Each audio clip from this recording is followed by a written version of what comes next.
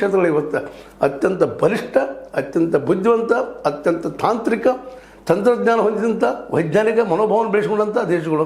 ದುರಂತ ಏನಪ್ಪ ಅಂದ್ರೆ ಇವೆಲ್ಲನೂ ತಮ್ಮ ಮೇಲುಗಾರಿಕೆ ಅಂತ ತೋರಿಸುವಾಗ ತಮ್ಮ ಕೈಯಲ್ಲಿ ನಡಿಬೇಕು, ಇಡೀ ವಿಶ್ವ ನಮ್ಮ ಹೇಳಿದಂಗೆ ಕೇಳಬೇಕು ಅನ್ನೋಂಥ ಒಂದೇ ಅಹಂಕಾರದಿಂದ ಇಡೀ ವಿಶ್ವವನ್ನು ನಾಶ ಮಾಡೋದಕ್ಕೆ ಇವತ್ತು ತುದಿಗಾಲ ಮೇಲೆ ನಿಂತಿದ್ದನ್ನು ನೋಡಿದ್ರೆ ಮುಂಬರುವ ದಿನಗಳಲ್ಲಿ ಇದು ಅತಿಯಾಗಿ 3ನೇ ವಿಶ್ವಯುದ್ಧ ಆಯ್ತಪ್ಪ ಅಂದ್ರೆ ಮುಂದಿನ ಜನಾಂಗ ಇವತ್ತಿನ ಈ ನಾಯಕರನ್ನು ಪುತಿನ್ ಆಗಿರ್ಬೋದು, ಟ್ರಂಪ್ ಆಗಿರ್ಬೋದು, ಖಮೇನಿ ಆಗಿರ್ಬೋದು, ಇರಾನಿನ ಇಸ್ರೇಲ್ದ ನೆತನ್ಯಾಹು ಆಗಿರ್ಬೋದು, ಯಾರೋ ಆಗಿರ್ಬೋದು, ಚೈನಾದ ಕ್ಸಿ ಜಿನ್ಪಿಂಗ್ ಆಗಿರ್ಬೋದು, ಇವರೆಲ್ಲರೂ ಯಾರೂ ಕ್ಷಮಿಸ್ಲಿಕ್ಕೆ ಸಾಧ್ಯ ಇಲ್ಲ.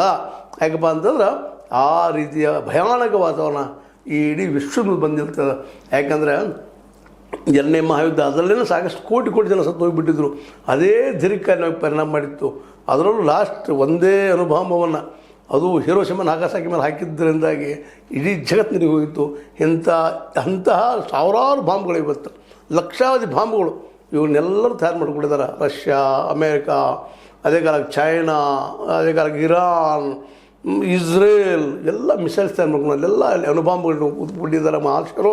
ಹೀಗಾಗಿ ವಿಶ್ವ ಉಳಿತದನ ಅನ್ನುವಂಥ ಭಯ ಎಲ್ಲರಿಗೂ ಕಾಡ್ಲಿಕ್ಕತ್ತದ. ಅದರಲ್ಲೂ ಥರ್ಡ್ ವರ್ಲ್ಡ್ ನಮ್ಮಂಥ ಬಡ ದೇಶಗಳಂತೂ ಇವತ್ತು ನಡೆಯುತ್ತಾ